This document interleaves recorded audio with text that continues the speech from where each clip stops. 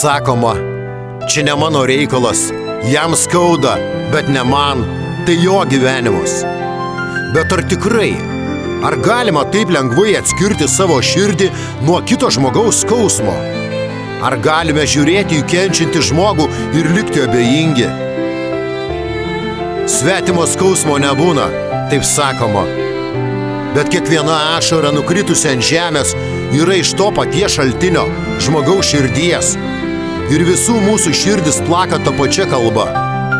Kai matome kitą kenčiantį, giliai viduje kažkas mus paliečia, net jei bandome tai ignoruoti.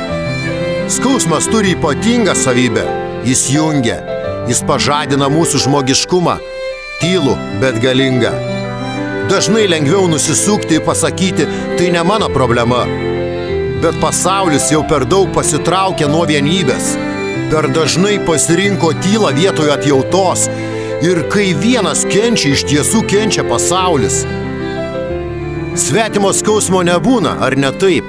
Bet rytoj tas svetimas gali būti tavo draugas, tavo vaikas, tavo mama, ar ne tu pats.